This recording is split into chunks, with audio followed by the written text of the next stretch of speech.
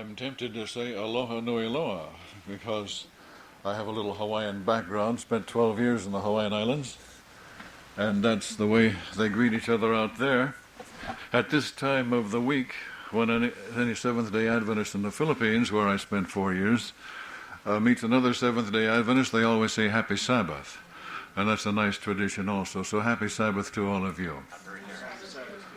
I bring you greetings from a lot of places. Betty and I have been traveling, of course, in the States, and this is the first time outside of the States that we've been out together. But we spent some time at Heartland College, where I spoke at a camp meeting, and so we bring you greetings from the students gathered there from different parts of the world, as well as from the faculty there. They're having a wonderful time there in a wonderful institution, and they're branching out. They're going to have something going in Norway soon, I understand, and perhaps in other places as well. Then in the home church in Redlands, where we minister on an average of twice a week, that's only about 20 miles from our home, Redlands, California, and they have an independent congregation there that is seldom less than 100 persons on Sabbath morning, and on days when we bring in somebody like Jan Markison or John Grossball or Ron Spear or somebody like that, it'll go up to 400 or more. There are many people around there who don't have much of a choice, and this has been a problem to us for a long time. By the way, I should mention that Betty, my wife, told me when we came in here, remember that you have an accent, so don't talk too rapidly to these people. Are you understanding me all right? All right, okay. So we get around there in other places, and then on the days when we're not traveling elsewhere, we go to help the Redlands group with their program there, because, as I said, it used to be, you see, we live close to Loma Linda. We're about 25 miles from Loma Linda. And it used to be when people would come from different parts of the country to visit their son or their daughter in the university or the college, they would call us up and say, where is there a church where I can go and hear the straight truth presented on Sabbath morning in this area? And there are many, many Seventh-day Adventist churches around there. There must be 20,000 Seventh-day Adventists within 50 miles of Loma Linda. But I didn't know what to tell them. I just didn't have any answer for that question. But now that the Redlands Church is going, they call it the Redlands Historic Remnant, founded in 1995 by Seventh-day Adventists. There's a reason for all that. You may have noticed that the General Conference received permission from the Trademark Office of the United States government to have the exclusive use of the name Seventh-day Adventist. And so we had to get a lawyer and have some consultations with the lawyer just what will work. It's perfectly all right to use the name Seventh-day Adventist if you just don't use it the wrong way. So we learned that if you put a sign up that says Historic Remnant Church, founded in 1995 by Seventh-day Adventists, that's all right, because that's a sentence telling you something that happened, and it's just history. The law is a peculiar thing, you know. It's something really mysterious to most of us. But anyway, we have a good time there. We've been up in Montana recently, up in Central California recently, and we know that all of those folk would like to have their greetings brought to you here. We're happy to see that you're still thriving. We wondered about you from time to time in the 4 years that have passed since I've been here, hoping that all was well with you. The devil is not happy with what we're doing, you know, and he's offsetting it in every way he can. But we're very glad to hear the good reports, and that you are still moving along here, doing the Lord's will, and surviving, which is so very, very important to us at this time. Now, as I come to you from a long way away, I come with a heavy burden. I come to you with just a load of information that I want to share with you. And so I'm going to have to move along rapidly. I'm packing into each message as much as I can to leave with you. I would not really encourage anybody to try to take notes. I don't think you'll be able to do it very successfully.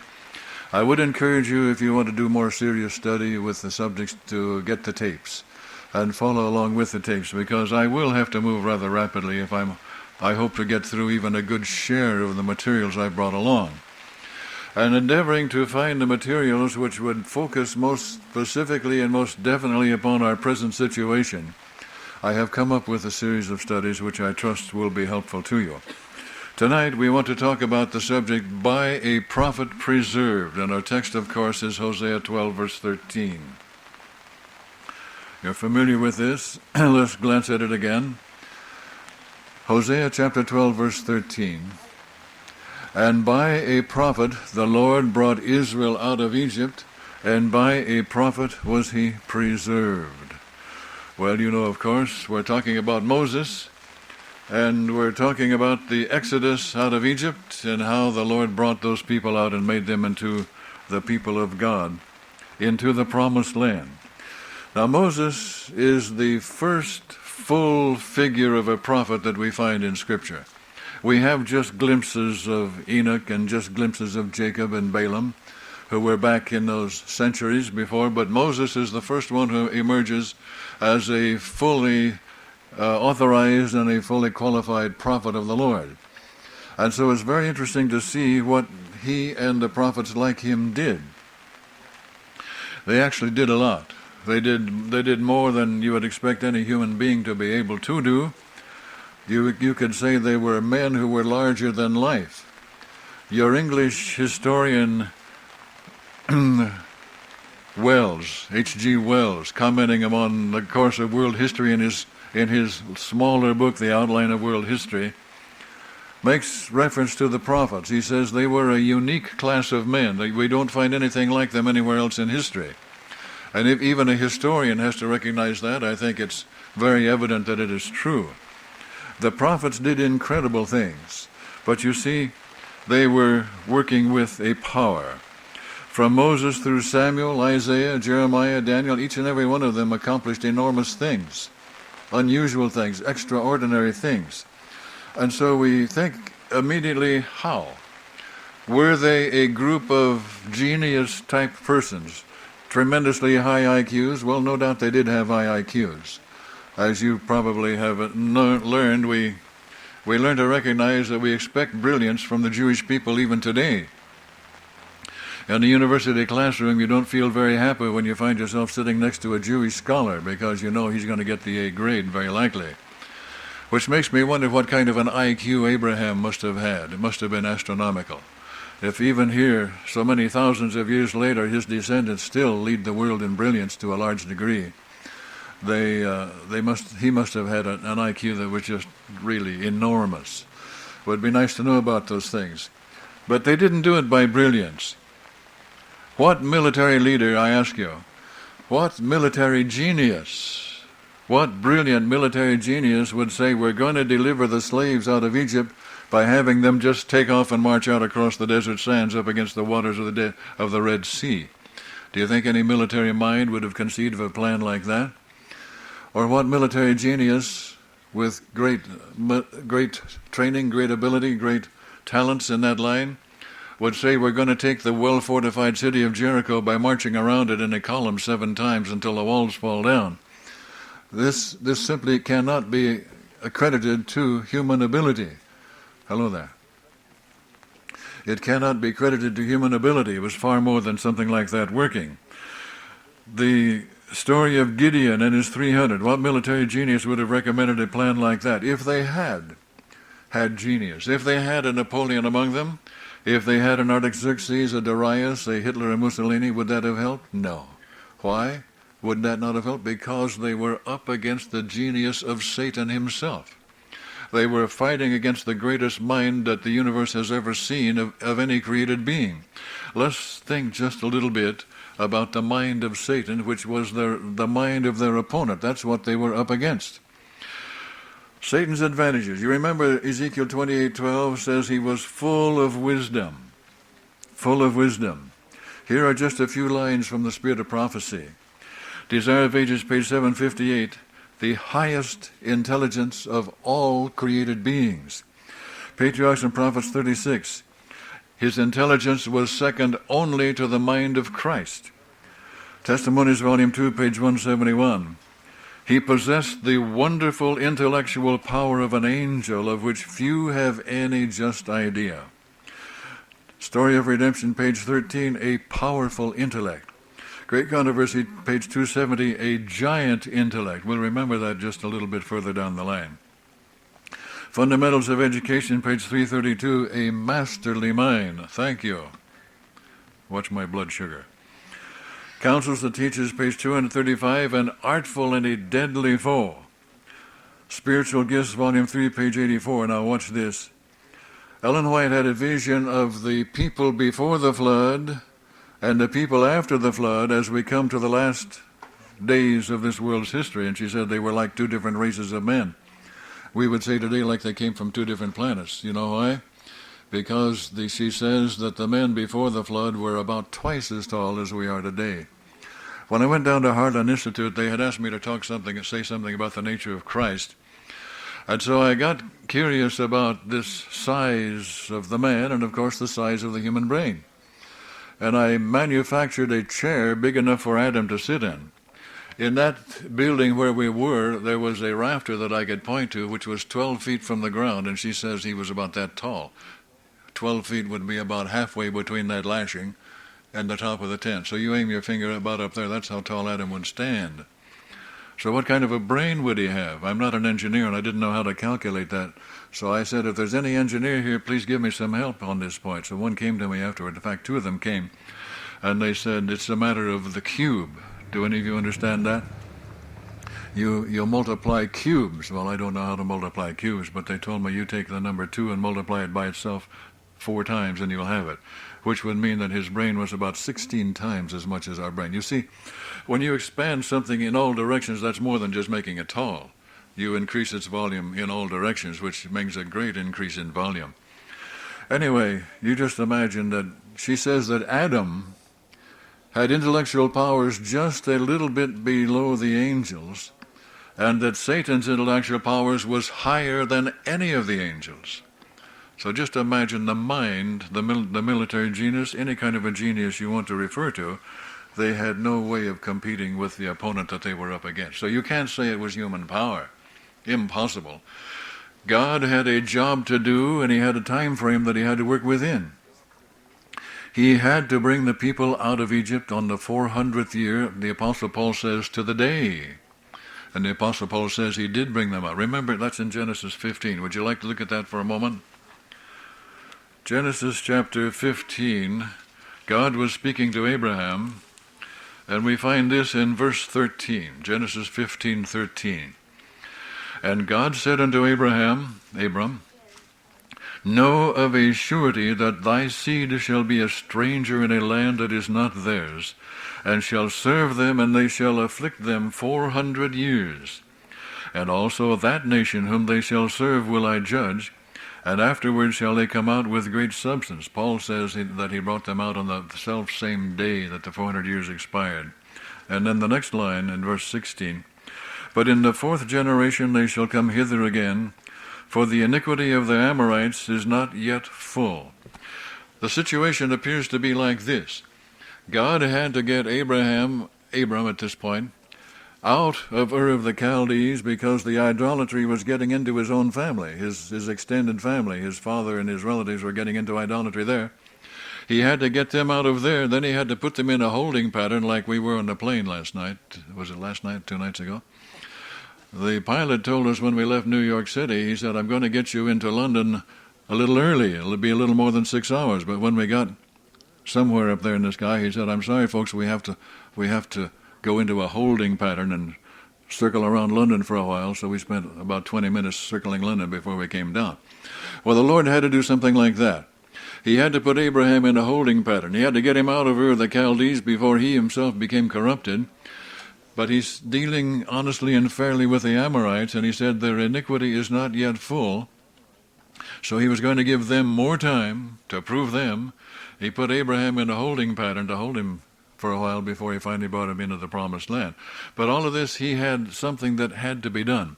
Now, getting past Abraham, down to the time of Moses, the 400 years are up. It's time that the people must be brought out, and they have to be taken out of the control of the greatest power on earth at that particular time, at least as far as we know anything about. Certainly a great power to have to contend with from a group of slaves who had nothing whatever, no no spirit even. Their morale was gone. No weapons of any kind. And so he has to do the impossible. Let's just put it like this. He has to do what's impossible. In human strength, it absolutely could not be done. It would be absolutely impossible for any human being of any kind to bring those people out of Egypt, across the desert, across the Red Sea, across the Jordan River, and on into the Promised Land. Well, impossible for man is no problem to the Lord, but he has his own way of doing that. When he has a problem like that, he chooses a servant. He chooses a prophet. And that's what he did with Moses, and with those who followed Moses, Isaiah, Jeremiah, Samuel, all of those wonderful people. They did incredible things. They did the impossible. They crossed the desert. They crossed the Red Sea. They crossed the Jordan River. They tore down the walls of Jericho. They drove the enemy out of the land. Not as completely as they should have, but they could have if they would. And remember, the Lord said that he would send a hornet before them to clear out the land if they were faithful to him. They weren't faithful, so they had to do the fighting themselves, which was not his plan. But the Lord used them to accomplish incredible things, always through a prophet. I hope you're getting the direction that I'm going now with this message. The Lord does what he does through a prophet. That's the only way he works in any large degree. He does it through a prophet. Now, there were some times when they didn't do so well. We think of the time when they sent up a smaller portion of the army to take care of the little village of Ai on the mountainside, and they came rushing back down in defeat. And you think of the times when they failed, and we won't take time to recite them all tonight, but you remember them, and finally ended in the Babylonian captivity. And we say, why? When it was within their power to do the impossible, when they had done the impossible over and over again, why these crushing defeats? The answer is very, very simple. They decided that they had enough up here that they didn't any longer need the prophet. Now that is a loaded sentence, and I hope you'll carry that home with you.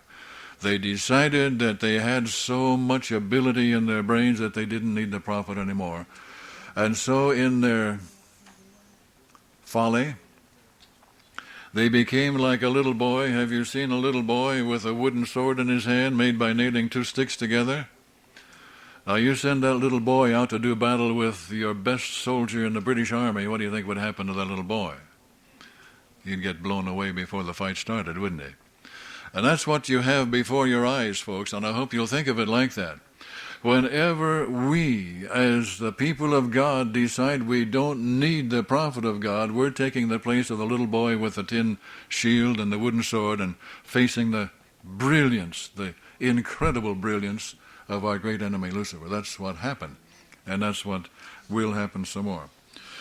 There were prophets sometimes, but sometimes the king said, like King Ahab, remember the story? The king of Judah in the south had come up to visit with the king of Israel in the north, King Ahab in the north, and Ahab invited the king of Judah to join him in attacking an enemy. And the king of Judah said, well, I'd like to hear from the prophets first. And so they brought in the prophets of the sun god. Well, that didn't make the king of Judah feel satisfied. So he said, isn't there a prophet of Jehovah, the true God, here that we could inquire of? And Ahab said, there is one, but I hate him. He always prophesieth evil toward me. Well, why would he prophesy evil toward a king? Because the king is doing evil. That's the only reason. Prophets like to prophesy good if they can. So God, try to think of it in these two simple forms. God uses the prophet to tell the people what to do, and he uses the prophet to tell the people what God is going to do. We call that the plan of salvation, but to state it simply, it's what God is going to do. Now, I want to pause here and just ask you to reflect. Could either of those things been done in human strength? We've been talking about the military things, and I hope you're persuaded on that point, but think for a moment about the spiritual side of it. Did anybody on earth, did any group of human beings on earth, or any single human being on earth, ever sit down and say, I'm going to figure out the plan of salvation, or we're going to figure out the plan of salvation? How could they do that? It had to be revealed to them. To state that in its simplest form, God uses the prophet to tell us what to do, and he uses the prophet to tell us what he's going to do. We call that the plan of salvation. It had to be delivered to them. Let's quickly refer to Scripture.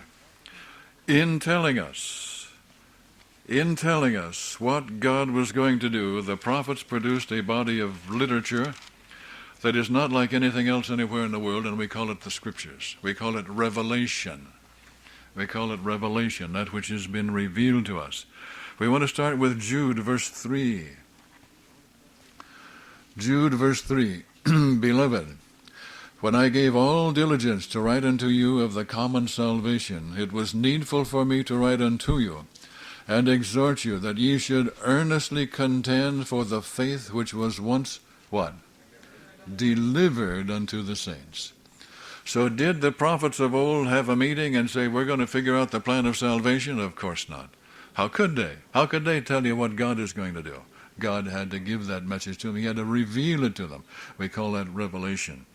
And that calls for a definition. But let's look at Scriptures a little more. 2 Peter 1:21. You know these verses.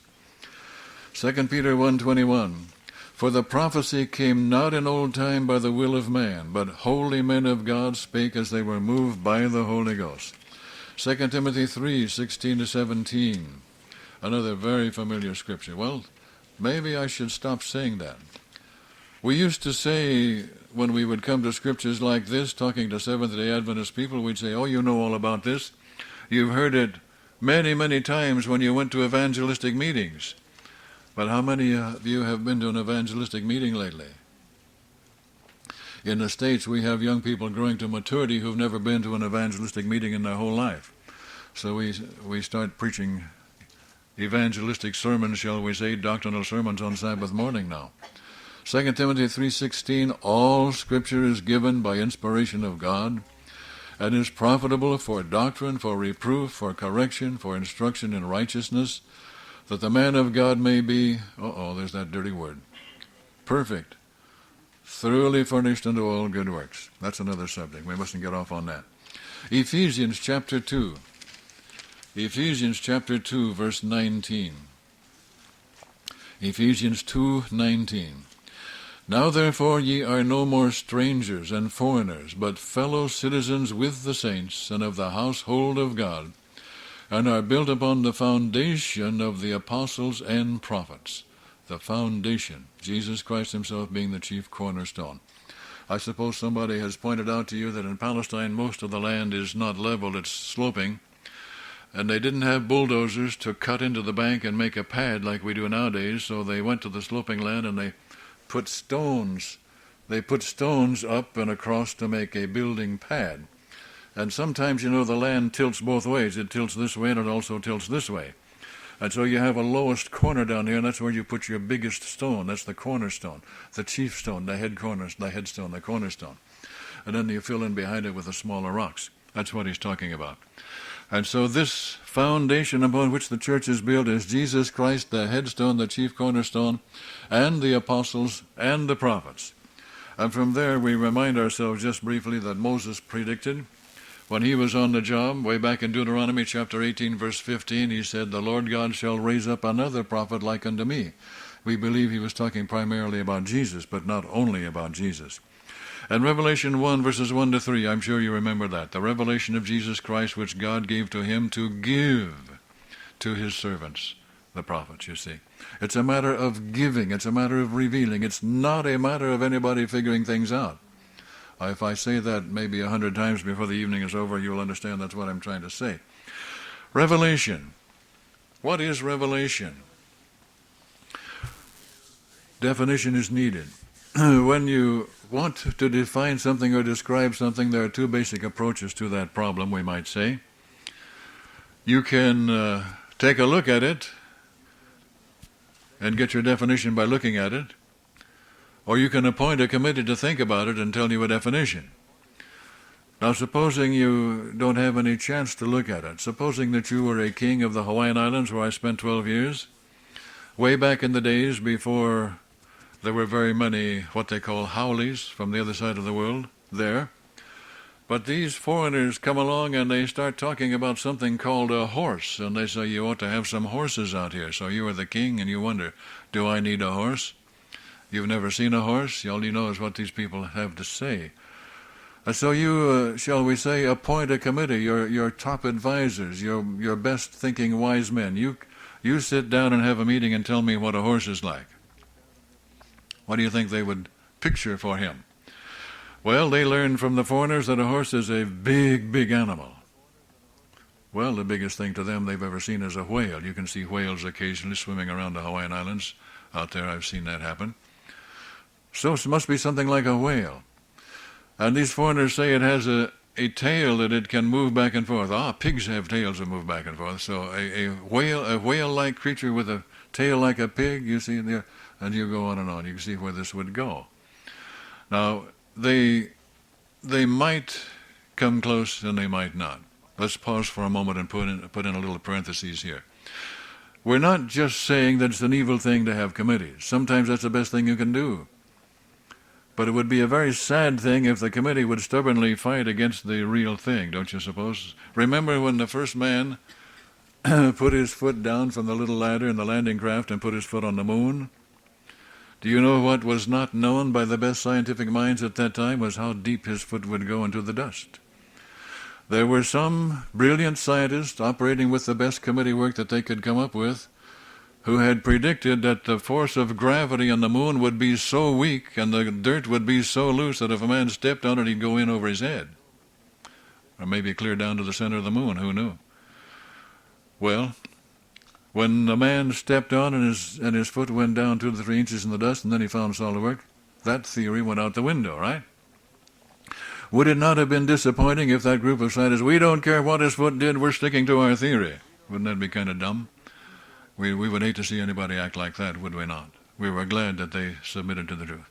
Okay, let's go back to our Hawaiian king. And so he has this report before him. Chief, look for an animal that looks like a whale with a tail like a pig. And then he finally gets a horse in the islands coming in on a ship, and he has a look at it, and he corrects all that. You say, what in the world has that got to do with Revelation? This is what it has to do. Folks, when I hear people talking about Revelation, expressing their thoughts on Revelation, they sound very much to me like the Hawaiian King's Committee. They're just working out of their own heads instead of looking at it. This is the revelation of God. If you want to know what it's like, take a look at it. You don't have to build a horse out of a whale and a pig's tail or anything like that. Now let me go into a few specifics while we talk about what is revelation. Our committee, we've got a committee set up. Best minds we can get together, we say, now you tell us what revelation is and don't condemn them because you've had some of these thoughts in your own mind, if I'm not mistaken. Number one, if there is a literature in the world called Revelation coming from the Lord, it would have to be a single special literary style. I've heard people talk like that. Probably you have too. But when we look at the Bible, what do we find? We find in Genesis a historical style. We find in the book of Acts a historical style. We find in the 4 Gospels a historical style. So there's one particular style. When we start looking around, we come to the Psalms and we find a poetic style. We come to Proverbs and we find a wisdom literature style, very like wisdom literature that was published in other countries at that time. Proverbs were a common way of expressing thoughts at that time. We find a dramatic style in the book of Job, and we find a prophetic style in Daniel and Revelation and in some parts of other books as well. So we don't find a single literary style, so that opinion goes out the window. Then we talk about the wording. What kind of words would be used by a person inspired by God? Oh, surely the highest form of language spoken by any people that he addressed. You know, you speak of High German and Low German. I was interested in reading the books by your author, Harriot. Is that the way you pronounce it here? The veterinarian who wrote the books about his practice. I enjoyed those books a lot. And I noticed that even in his time, which was one generation behind us, I would say, he reported that the common people, the farmers and the herdsmen and the tradesmen with whom he dealt, when he reported how they talked to him, they often said thee and thou and hast and that sort of thing, which was the common people's language of that time. Well, the strange thing about the Bible is it doesn't come to us in High English, it doesn't come to us in High German, it comes to us in the language of the common man. This was a little bit hard for people to understand. We do have differences in style, we do have differences in wording. If you compare in the original language, in the Greek language, if you compare Hebrews with Mark, you'll see quite a difference. The writer of Hebrews was obviously a very well-educated man, a master of the Greek language. The writer of Mark was Mark, the young disciple who didn't know Greek all that well. He uses short, simple words, and it's easy to see that he was not well educated in the Greek language. So you have that kind of a difference. But as far as high and low, you see the general pattern of language in the New Testament in the Greek language was a mystery to the scholars for some time, because it was different from what they call classical Greek, the classical Greek of Homer and the Iliad and the Odyssey and all that sort of thing. It was very different from that, so they didn't really know what it was. Some even said, well, maybe it's that special high language that you think about, but it turned out to not be that at all. It's the language of the common man. The New Testament is written in the language of the common man, in the Greek language, the language of the street and the farm, the shop and the office, that sort of thing. It's not anything highly elevated at all, like we have high Spanish and low Spanish and all that sort of thing. Another point that our committee would undoubtedly come up with is if you've got inspired men describing a situation, they'll surely all describe it exactly alike. Well, in the first place, if you got 4 witnesses into a courtroom to describe something they all saw happen, and if they all describe it in exactly the same language, the court would throw them out. The judge would say, this is a frame-up. You are not telling the truth, because human minds don't work like that. Human brains don't work like that. In the 4 Gospels, we don't find identical descriptions. We find one recognizing this factor more importantly and another recognizing this factor. You just take a look at them. We don't have time to talk about this evening, but in Matthew you find a book that was written obviously for the Jewish reader. Why do we say that? Because he's continually referring to the fulfilling of prophecy. This was done that the prophecy might be fulfilled. This was said that the prophecy might be fulfilled, which would be meaningful to a Jewish reader who knew about the prophecies, but it wouldn't be meaningful to anybody else at all. Mark, on the other hand, is just the opposite. He's obviously writing to the Gentile. He did not write for the Jewish reader because he goes exactly the other way. He tells you that they washed their hands at a certain time in a certain way. He says because this was a Jewish custom, and they had a custom about the washing of pots and pans. He explains Jewish customs to his readers, which you wouldn't do for a Jewish reader. You wouldn't need that explanation at all. And John is the theologian. He talks more about what Jesus said and not so much about what Jesus did. He fastens on to the great truths that came. And Luke is the careful historian. He tells you this happened in such and such a day of such and such a king in such and such a place. He gets it all down for the history books. So they all were looking at it from different ways, but we put them all together. We have it beautifully. And somebody would say it must be legally precise like a lawyer's language. Dearly beloved, if you ever looked at the fine print in your contracts, do you think anybody would have ever been saved by reading that stuff? I don't think so. If it were inspired literature, it wouldn't have any of the mistakes of good men in it. But look at the Bible and what do you see? We find David's faults clearly presented there, and Peter's and Paul's and Barnabas and so on. It would be systematic in organization. You would go from one chapter to one thought to the next chapter to another thought, but the Bible is not like that. Revelation is not like that. It's more like a field of wild flowers growing in the fields than it is like a garden with rows and all that sort of thing. And then a very, very important point. People will say, and I'm quite sure you've heard people say this, if it's inspired by the Lord, one writer will never use words that were already used by another writer. Nobody will do any copying. Do you see what I mean? Well, would you open your Bibles now and let's just look. And when one brother over in the States a few years back made a great point out of saying that he had made a great, great, great horrifying discovery that Ellen White copied words here and there from some other writers. Well, when he was challenged and said she didn't break any laws because the laws of her time were not against that, he said, oh, but we're talking about ethical matters. Well, if we're talking about ethical matters, look at the book on ethics. Would you look at the book of Jude, please? We were there just a few minutes ago. The book of Jude, turn to that and hold one finger there. And with your other finger, turn back to 2 Peter chapter 2. I want to show you something here.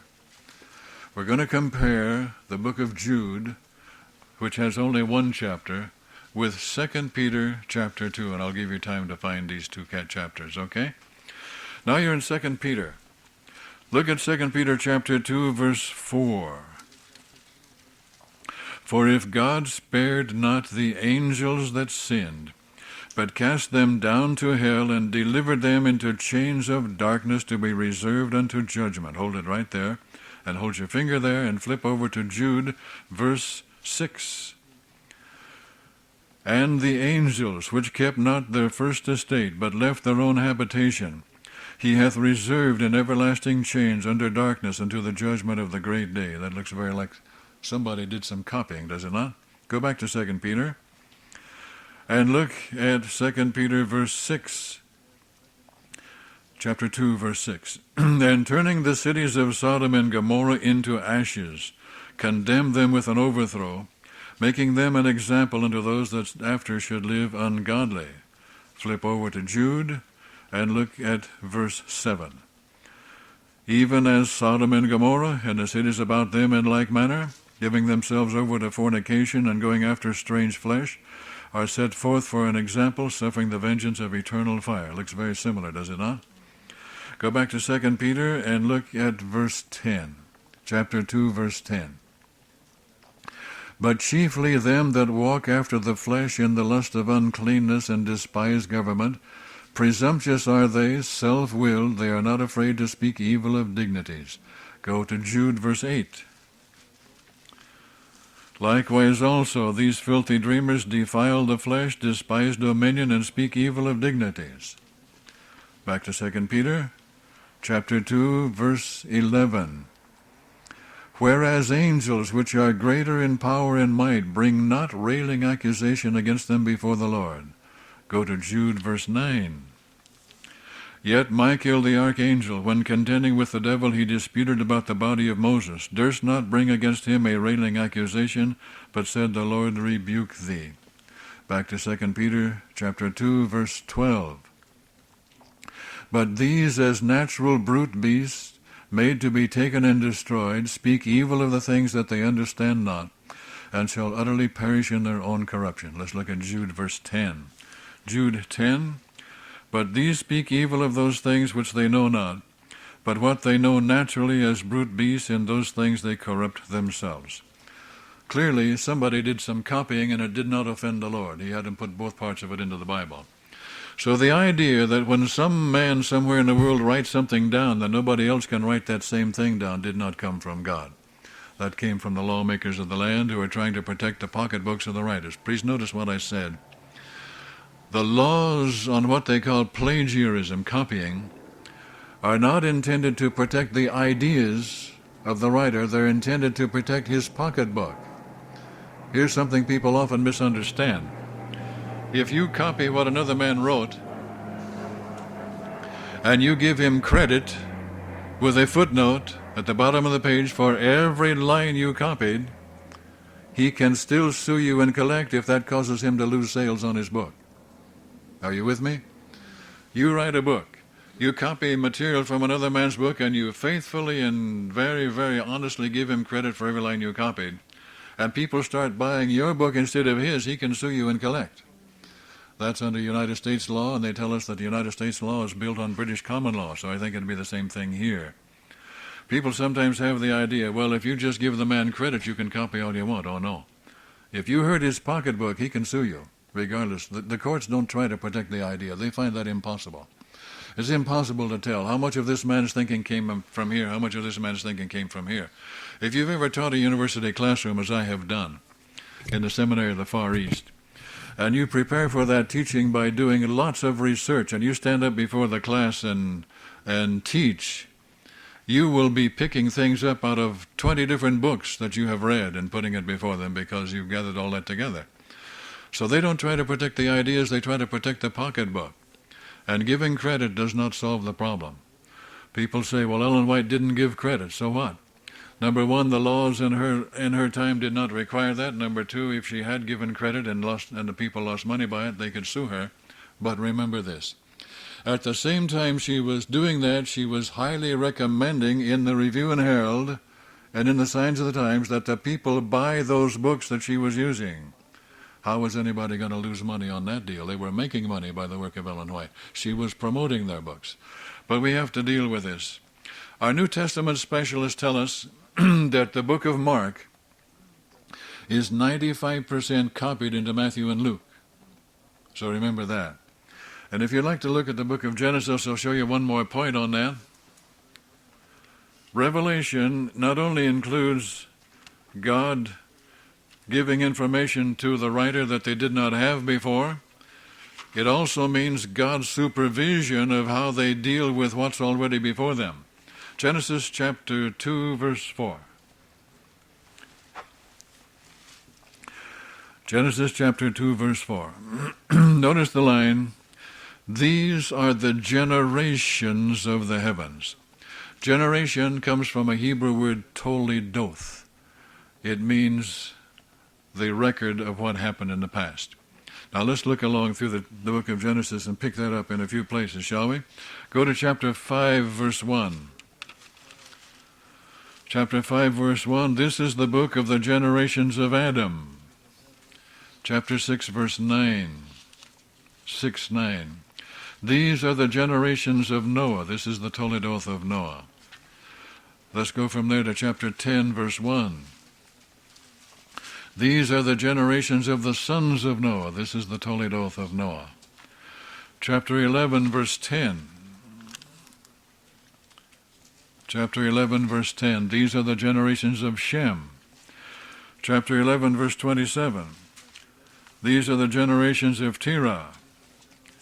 Chapter 25, verse 12. Chapter 25, verse 12.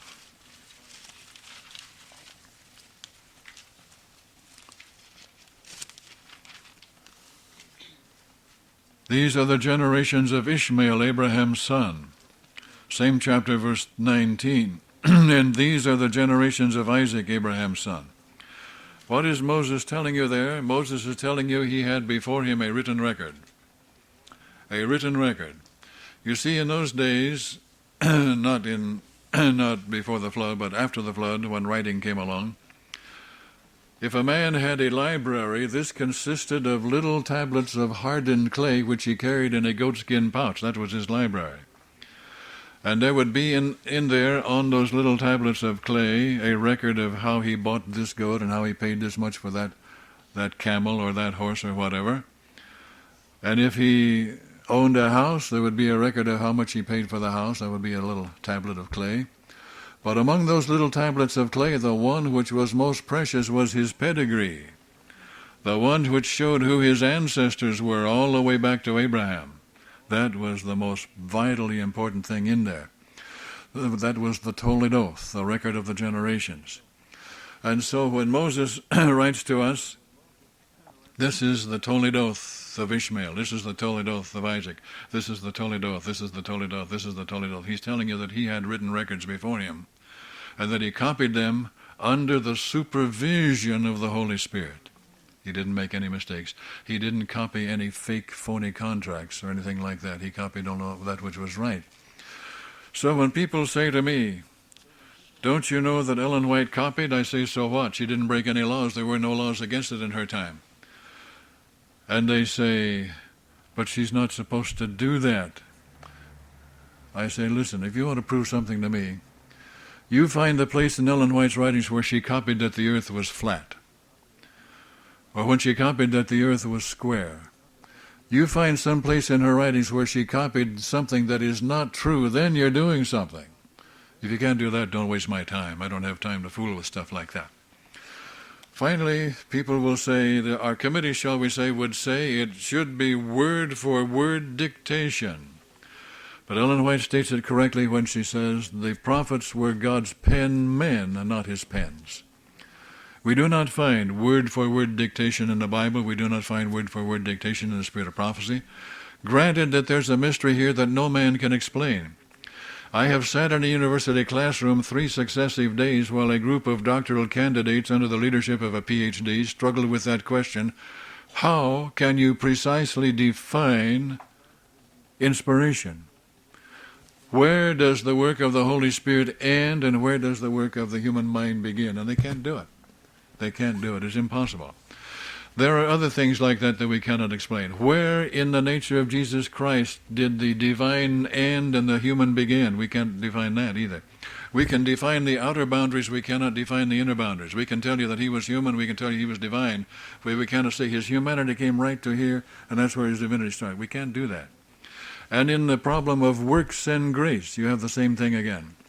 We can tell you that works are important here, we can tell you that grace is important here, we can define the outer boundaries, we cannot tell you where works end and grace begin, where grace end and works begin. It's impossible. And so this is just another one of those things we have to live with. We cannot define inspiration to the point where we can say exactly where the divine influence on the human mind ends and the human mind takes over. We can't do that, so we have to just take that the way we find it and not worry about it. Now, with all of that as a background, with all of that as a foundation, I ask you to take a look at 1844. What we said about the people and the situation and the Lord's problem in the time of Moses is applicable all over again. The time has run out. It's time for that special people to be called out to take that special message to all the world, and there's nobody on earth prepared to do it. The Methodists couldn't do it, the Baptists couldn't do it, the Presbyterians couldn't do it, the Catholics couldn't do it. Nobody on earth, as the situation stood at that time, was prepared to take the three angels' messages to the world, and yet the time had come that they were supposed to go to the world. So God had a work to do, and he had a time frame to stay within. He had a schedule that he had to keep. So what does he do? He did the very same thing he did in Moses' time. He said, it's time for me to select a prophet. We spent, for you folk who have come in later, we spent the first half of our message tonight pointing out how God has used prophets all the way down through the stream of time. God has used prophets to tell his people what to do, and he has used them to tell us what he is going to do, and that's what we call the plan of salvation or revelation to us. So in 1844, the time of the prophetic statements had run out. The predictions had come to their fulfillment. It's time now for that people to come on the scene and start carrying the three angels' messages to all the world, and there's nobody who will do it, nobody who could do it. It would be impossible. You have to remember that even Luther and Calvin and Wycliffe and Wesley, great as they were, had no comprehension of the sanctuary. And before anybody could understand the 1844 message and take the three angels' message to the world, they had to understand the sanctuary. That wouldn't be possible for them to do it otherwise. And so God began his work, and there's a similarity here. First, he began by gathering a people. Are you with me? He gathered a people through the preaching of the Millerites, and then he did the work of Gideon. He sifted the people. You remember Gideon with his 30,000, which came down to 300? God gathered a people, and then he sifted the people, and when he got down to his 300, he said, all right, I can work with these. And he set a prophet among them. And they did incredible things, just like had been done back in the very beginning of this sort of thing in the Exodus out of Egypt. The prophets who followed Moses did incredible things. The Advent people have done incredible things. Let's not forget that. In all of the stress and strain that we're under now, let's not forget the past. Let's not project the present back into the past because it was very different. Just stop and think. I have in my library a Seventh-day Adventist yearbook up until the year 1990. I don't buy them every year because they're too expensive and they don't change that much in 1 year as far as I'm concerned. So I took a period of 130 years from 1860 to 1990. During that period of years, 130 years, the Advent people, under the goading and the coaxing and the guiding of a prophet, started a new publishing house every 6 years. They started a new college or university every 4 years. Are you getting this, folks, in your mind? Here is a chosen messenger of the Lord who only went to the 4th grade in school. And she, under the Lord's guidance, is demanding that we create colleges and universities and so on and on. And the people are responding with a new college or university every 4 years. They built a new clinic or dispensary every 2 years.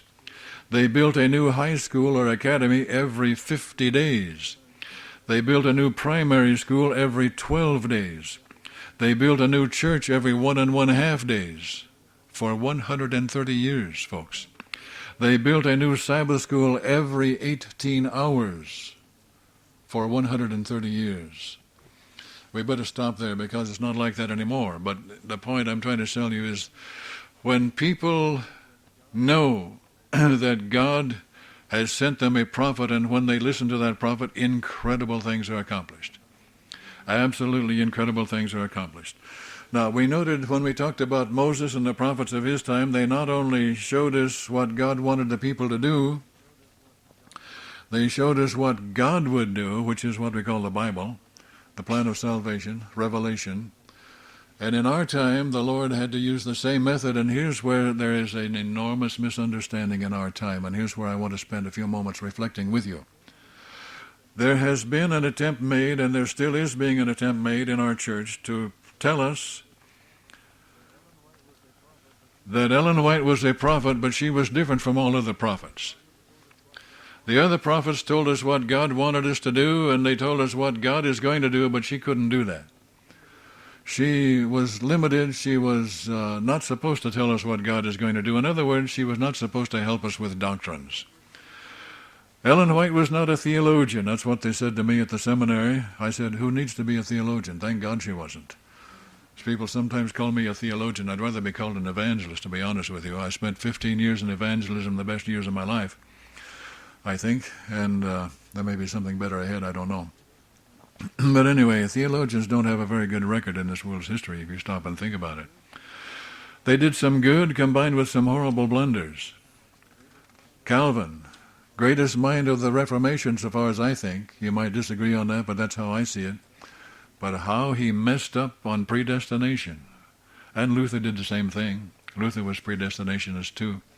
And sometimes people will say, Ellen White is following Calvin. That's true. She follows Calvin right up to the point where Calvin goes into a ditch, and she says, I'm not going with you into that ditch. People say, Ellen White is following Luther, and that's true. She follows Luther until Luther goes into the ditch, and she stops right there. I won't go into that ditch with you, Mr. Luther. And so, looking at the prophet, what I want to try to show you now, and I hope to be able to demonstrate this to your full satisfaction. We have said that back in the days of old, nobody sat down and figured it out.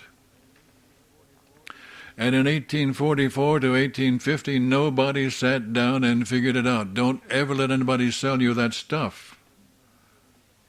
They got it from the prophet. I know that sounds like something very strange. Selected Messages, Volume 1, page 206, tells us all about it, Volume 1, page 206. But before we go to there, let's go to Maranatha, page 16.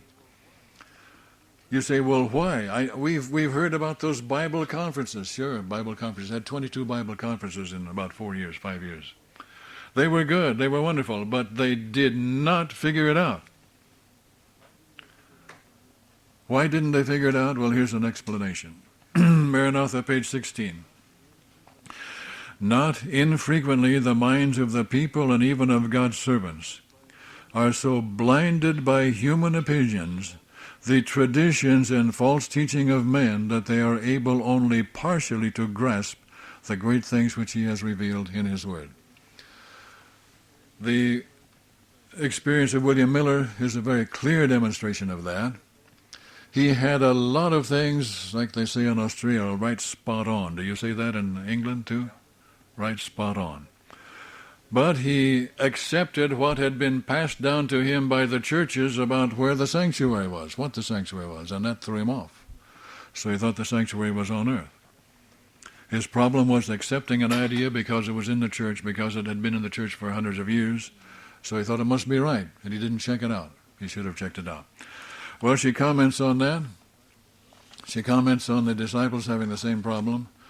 But then I want to go to Selected Messages, Volume 1, page 206, and I want you to listen very, very carefully to this description of those Bible conferences. There were 22 Bible conferences. We have a record of Ellen White's attending all but one of them, when we have no doubt she was there as well. The record probably was not reported to us. There were 6 in 1848.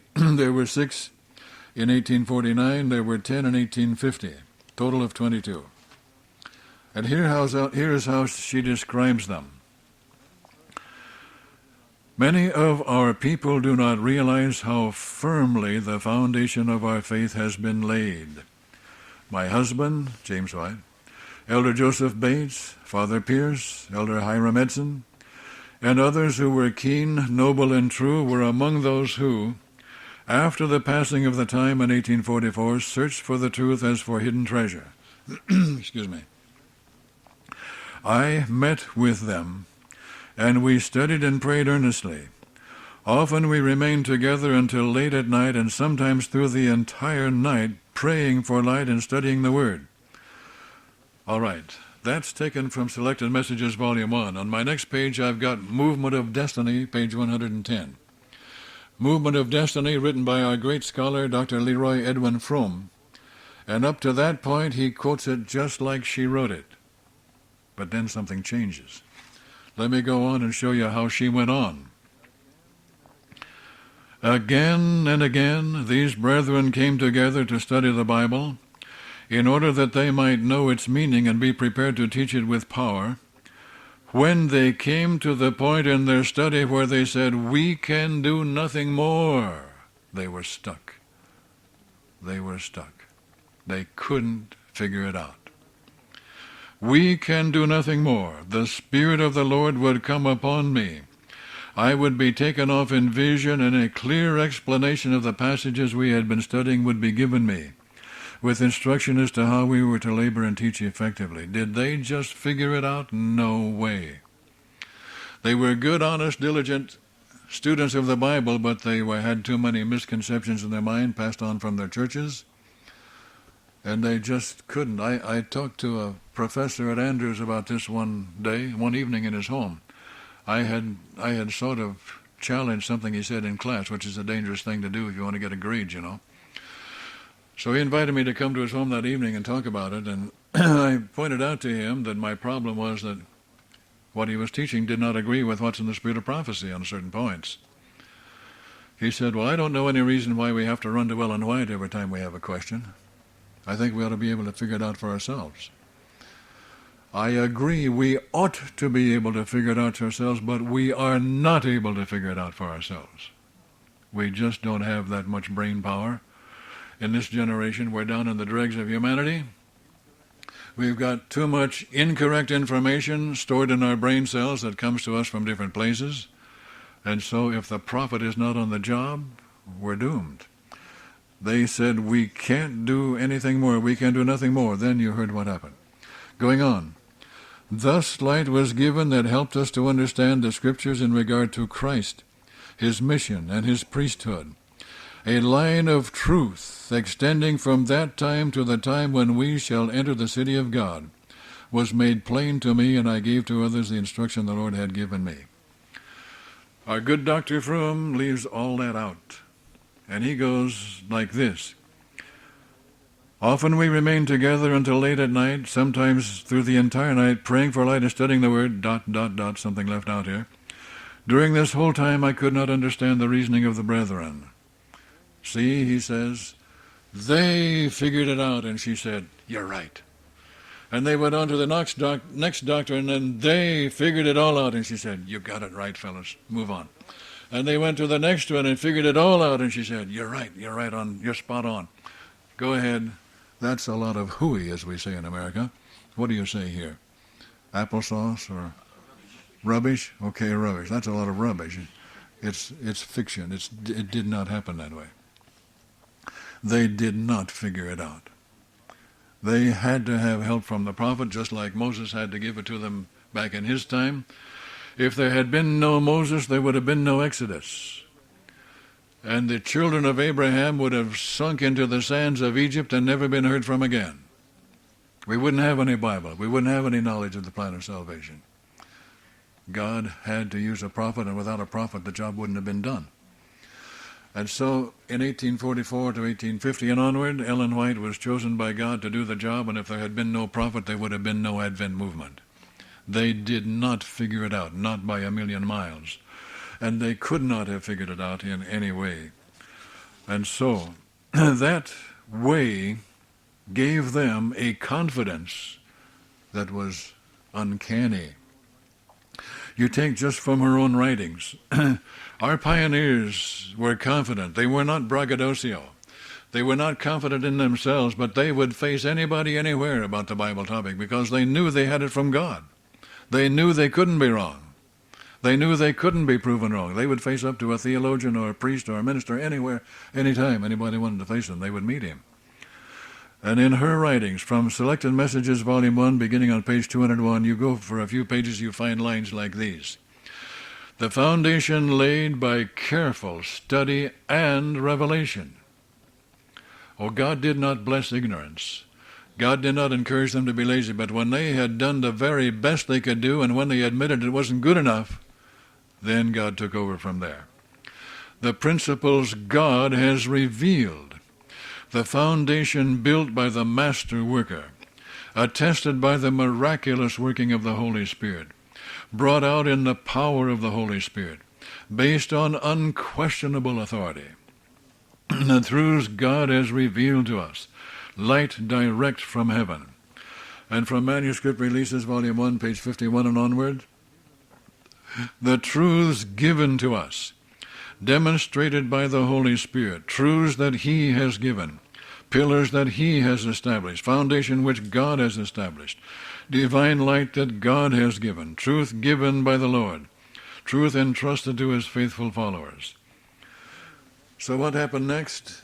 Next, after those Bible conferences were over, James and Ellen White took up their ministry of traveling, hardly had a home of any kind at all, going from place to place, meeting with the home churches, little home churches all over the place, dealing with problems. What kind of problems? Theological problems, points of doctrine. And that's recorded. If you have the money and the time and can get a hold of the fairly new biography of Ellen White written by Arthur White, her grandson, that will lay it all out before you in clear detail. Traveling, meeting with home church after home church after home church, and practically every home church had some crazy idea. And Ellen White sometimes would go into vision right before their eyes and point out to them who was right and who was wrong. She was dealing with theological problems for years and years and years. Something else, this is a little side note, a little detour here. Parentheses, something else you will notice there, and I watched this with fascination. For at least the first 50 years or a little more of our church's development, they had no pastors. Did you know that? They were led by laymen in every place. That made me feel confident about our present work. She dealt with theological problems in those home churches. She dealt with theological problems on into modern times in the general conferences. We had a problem with Elder Ballinger. You may remember reading about him. While he was doing evangelistic work here in London, he preached a sermon one night on the 2300 days and came out very discouraged. He did a very poor job of preaching on the 2300 days. He said afterward his mind wasn't clear on it at all. He couldn't do it well. And so he said to Elder Farnsworth, who was here also at that time, he said, I'm going to study that out. I'm going to study it out just like our pioneers did. I'm not going to use the spirit of prophecy. I'm just going to study it out like they did. If they could do it, I can do it too. But you see his mistake? They did not do it without the spirit of prophecy. They did it with the spirit of prophecy. Without the spirit of prophecy, he came out with horribly wrong conclusions, and he went to the General Conference in 1905 in Washington, D.C., trying to convince the brethren there that his foolish notions were the truth. And Ellen White was told by the Lord to get on the train. She was about 75 years old. She had to come all the way out from California on a train and meet with the brethren and meet that challenge head on. She told Elder Barr, you are mistaken. And she told the brethren assembled there where and why and how he was mistaken. And so the church was saved from a theological departure that would have been most devastating to us. And a similar thing happened in 1903 when Dr. Kellogg's pantheistic ideas were being circulated very strongly. Elder A.G. Daniels was president of the General Conference at that time, and he had called a meeting in Washington of leading brethren to study ways to advance and improve the work. Well, that's fine, that's beautiful, but on the second day, as I remember, a group of men from Battle Creek arrived carrying Dr. Kellogg's book, The Living Temple, in their hands, fully determined they were going to push that down everybody's throat at the General Conference. Elder Daniels was horrified. He didn't know what to do. He tells, as he writes about it, he said he went home that night feeling horribly depressed. When he got to his house, he found people smiling, and they said to him, "Help has come." They showed him 2 letters from Ellen White, which had arrived on the same day. I don't know whether she mailed them on the same day, but they got there on the same day. He opened up the letters and he read to "Dear brother, this is what is wrong with Dr. Kellogg's ideas." He was overjoyed. He took that back to the conference the next morning and he read it to the brethren, and the tears began to flow and the sobs began to be heard as men began to confess that they were wrong, and even Dr. Kellogg himself confessed. He said, "I'll take it off the market." He later turned around and didn't do that, but at that time he was so impressed, he said, "I'll take it off the market." This was a theological problem, okay? God used Ellen White to deliver his church from theological problems over and over and over and over again. Now, we mentioned before that in the days of yore, the old prophets, Moses, Isaiah, Jeremiah, they did wonderful things because God was inspiring the prophet, telling them what to do. Sometimes they made mistakes. We pointed out that they made mistakes when they came to the place in their thinking where they said, "We don't need the prophet anymore. You've got us now. With our brilliant minds, who needs a prophet now?" And so they led the church to disaster, time and time again. For several decades now, we have been having that same message presented to us over and over again. A generation of pastors, a generation of teachers, a generation of church leaders who, if they don't come right out brazenly and boldly and say it as some will, let us know very clearly by their departure from the spirit of prophecy that they think we don't need it anymore. Granted that they are brilliant, but they're not as brilliant as the devil is. They're brilliant, they're well-educated, and they're self-confident. Very, very self-confident. And the message seems to be, we understand, folks, that before we came along you had to have Ellen White, but you've got us now. You've got us. You don't need Ellen White anymore. Just take us and everything's going to be fine. And so they propose to lead us straight to the gates of hell. I hope that's not too strong a statement. I hope that doesn't offend anybody, but that's what I believe, folks. And I've been working at this thing for quite a few years now. Before we take them too seriously, let's move ahead in our description of what they're up against in our time. The power, the intellectual power of Satan in our time. Testimonies, Volume 2, page 172. During his experience of nearly 6,000 years, he has lost none of his skill and shrewdness. Am I talking loud enough now? Okay. Patriarchs and Prophets 4:57. He has studied with fiendish intensity for 6,000 years. We see a man study 30, 40, 50 years. He comes up with a master's degree, a doctor's degree. We think that's pretty good. What if he kept going for 6,000 years in his study? Testimonies, Volume 4, page 270. He has the accumulated knowledge of the ages. Spiritual Gifts, Volume 2, page 277. Listen to this. His deceptive power is now tenfold greater than in apostolic times. Wow. And if you want to make a comparison with our PhDs, I've got a PhD myself, so don't take me wrong. DA 219, Desire of Ages 219. He has intellectual power no man has ever equaled.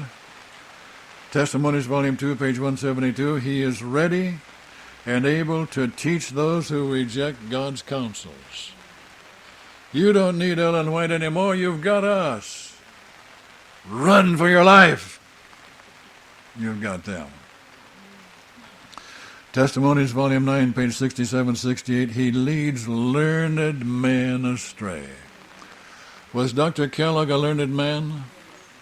Possibly the most brilliant mind we've ever had in our church. I say possibly, I can't say exactly, but he surely was right up there among a handful of the most brilliant men we've ever had in our church. And yet he got hooked on age-old pantheism. Incredible. Volume 7 of the Bible Commentary, page 915. It was a very intellectual being that finally became a rebel, that's Satan. And many a mind of superior intellectual attainments is now being led captive by his power. Superior intellectual attainments. To the devil, here, sucker, go this way. That's all he has to do. What does he care for our superior intellectual attainments? He laughs at it. Now there's another aspect of this, and I'm fast running out of time, but I'm going to squeeze this in if I can. There's a principle stated in the Bible, and a principle stated in the Spirit of Prophecy that it seems to me certainly applies to our time and our situation, but they're very, very awesome. But just let me show you. Would you turn to 2 Thessalonians chapter 2, verses 10 to 11? 2 Thessalonians chapter 2, verses 10 to 11.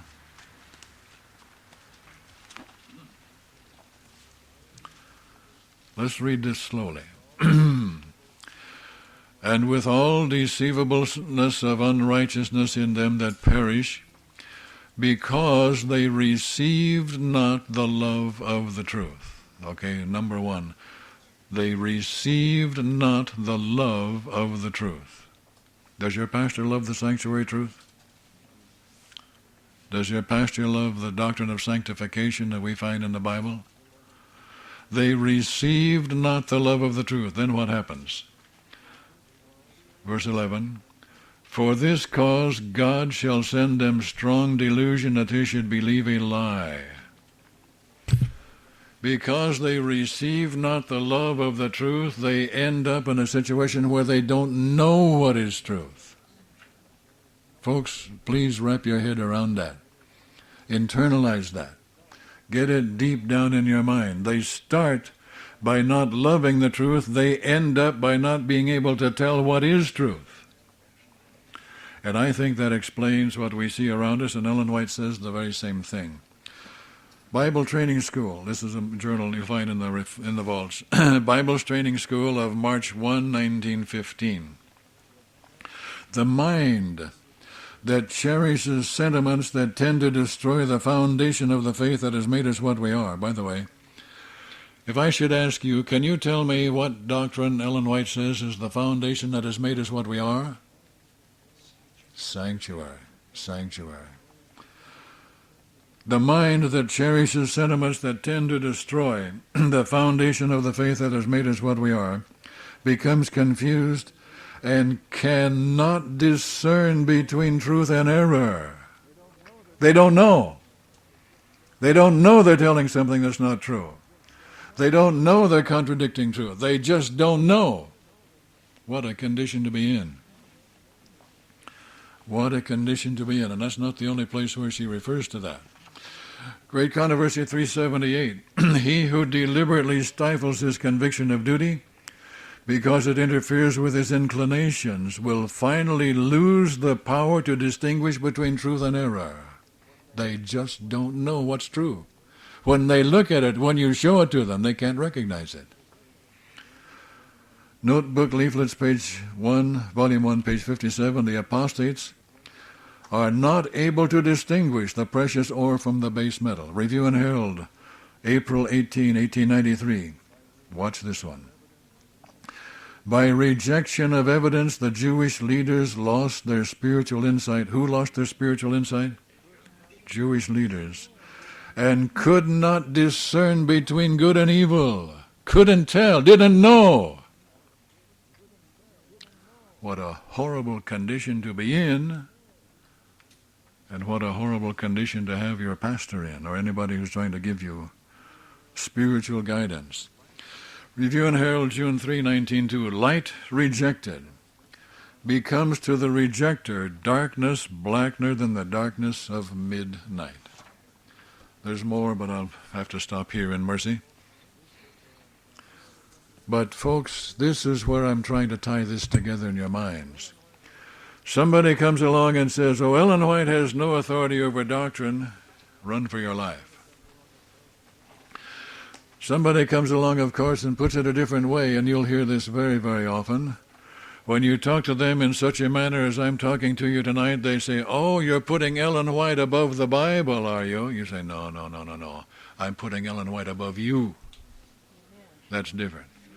I'm putting Ellen White above you, doctor. You good doctor with your PhD. I'm saying Ellen White knows far more about the Bible than you ever can know or ever will know. Not because she was so gifted, because God told her. God taught her. God instructed her. She was a simple handmaiden of the Lord, but the Lord instructed her and gave her the message. That's a horrible, horrible misapplication of an idea, and I hope you'll be militant when anybody tries to pull that on you. Anybody says to you, because they say that verse means so and so, and you say, I don't agree with you. Why don't you agree with me? Because you're putting Ellen White above. No, I'm putting Ellen White above you. Let's get this straight, buddy. I'm putting Ellen White above you with all of your degrees, with all of your education, with all of your intelligence. You're only knee-high to Ellen White as far as the Bible is concerned, because she was taught by God, and you're not, obviously not taught by God. Don't let anybody push that off on you. It's utter nonsense. My language gets kind of strong when I get on that subject. A brother wrote to me about that. Somebody was telling that to him, and I wrote back, I said, this is an imbecile accusation. It should be apparent to a high school senior that you're not putting Ellen White above the Bible. You're putting Ellen White above all other interpreters. You're saying her interpretation is the best. It's better than yours. And I've got a Doctor of Philosophy degree. Calm down. You may have a Doctor of Philosophy degree, but she had a G.O.D. degree. You got a Ph.D., she had a G.O.D., and that puts her way, way ahead. All right, I must stop. Does anybody want to ask a question before we close tonight? Can you give us that reference again on Satan's knowledge being 10 times bigger? Yes, Satan's knowledge 10 times greater than ours than in apostolic times.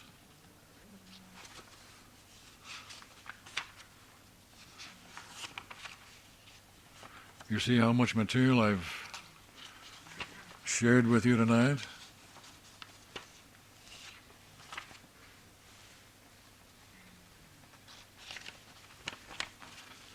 Get on the CD-ROM, it said 10 times. Let's see now. You want the one about compared with the apostles? And I turned to the wrong page. I divided these into 2 pages, one about their time and one about our time.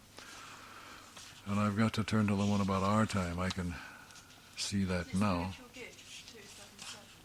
Spiritual Gifts, 277, was that volume 2? Volume 2 of Spiritual Gifts. Here we have it. Yes, Spiritual Gifts, volume 2, page 277. His deceptive power is now 10-fold greater than in apostolic times. It was bad enough then, wasn't it? My.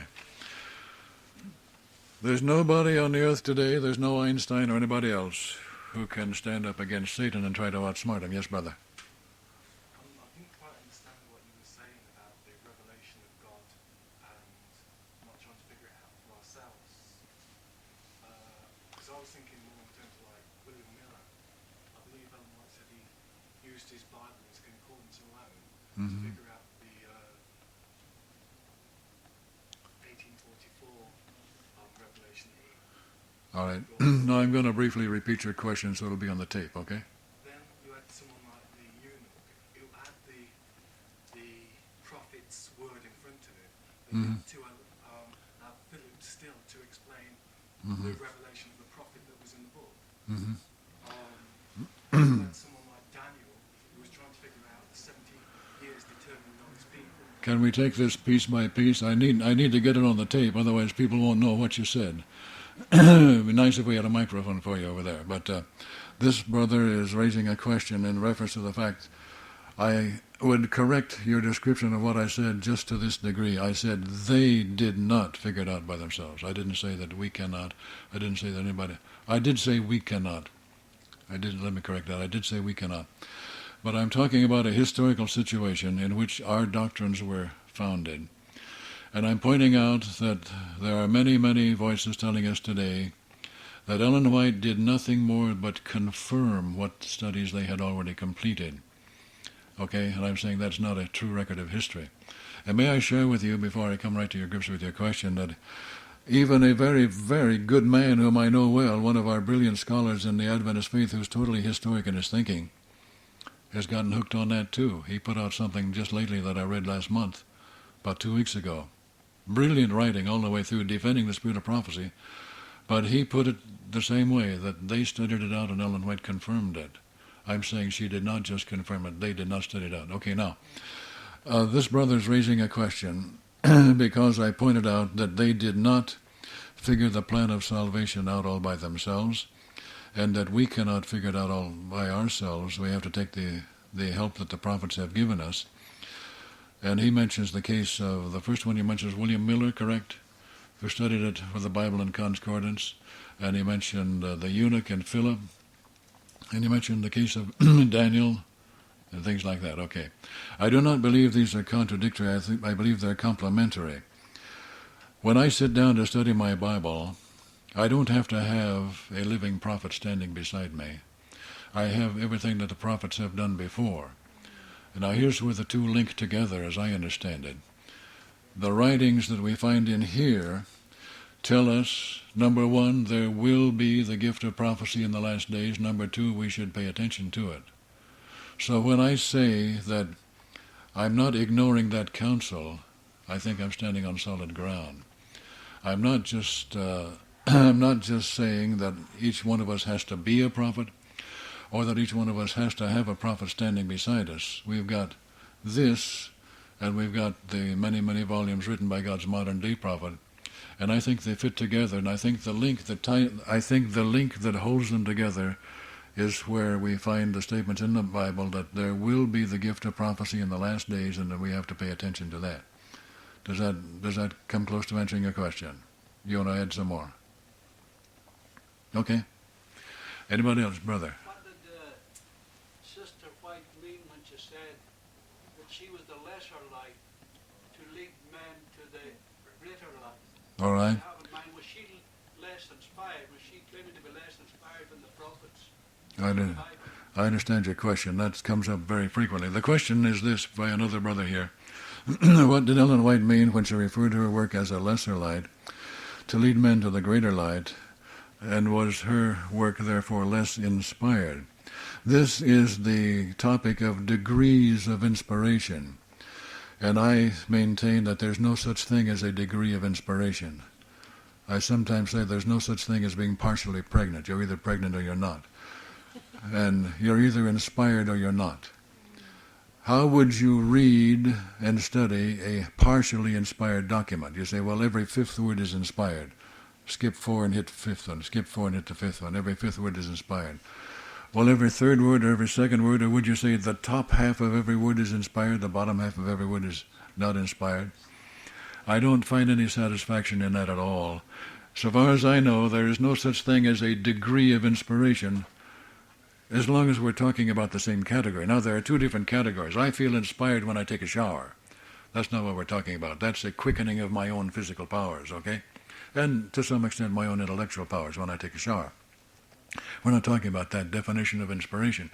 We're talking about the inspiration that comes from God. And I don't know how in the world God can partially inspire anybody. The concept, I've never met anybody who could explain that to me, and I've challenged people with it. It just doesn't make sense to me. Now, the lesser light thing. One interesting thing, you might want to do a little study there. I have one friend who's challenged me on that point. He says, you try to prove to me that Ellen White said the lesser light is her writings and the bigger light is the Bible, and I will prove to you that what she really meant was the lesser light was herself and the bigger light is Jesus Christ. Now, I haven't studied that exhaustively myself, so I'm not prepared to really make a speech on the subject, but that's something I just suggest you think about. But in any case, prophets of God can be fully inspired, but not given the same job to do. One moment, brother. The prophet of God is told, I want you to write something, and the Lord says this goes in the Scriptures. You find the name of prophets in the Bible who didn't write any part of the Bible. There's a prophet named Gad who's mentioned, the prophet named Iddo, the 3 daughters of Philip, and a few others who are mentioned in the Bible. They didn't write any part of the Bible. So they may have been fully inspired, but the Lord did not choose to put the writings in the Bible for reasons best known to himself. And so I don't have any problem with that myself, and I hope you don't either. The brother over here in the corner? Just like to point or bring to attention that within Mrs. White, she refers to the Bible as the book of books, which the way I take that would be the book above her books. Okay, is that your question? This brother is raising a question that he understands that Ellen White referred to the Bible as the book of books, which he would take to say above her books. I don't see any problem there. Ellen White elevates the Bible above everything. She says it's number one, it's the first. But the Bible that she elevates, what does it tell us to do with her books? So you see what I'm saying? The Bible which she puts way up there above everything else, what does that Bible tell us to do with her books? It tells us to follow them. Is your hand up, brother? No? Anybody else? All right. I can see you're going to be easy to get along with if it continues like this. You want another hand? Yes. Yeah, just to add to what you just said, the scripture says, despise not prophesying. Amen. Amen. Prove that which is good. Hold fast. Hold and fast. Prove that which is good. Do you want to close the meeting, brother?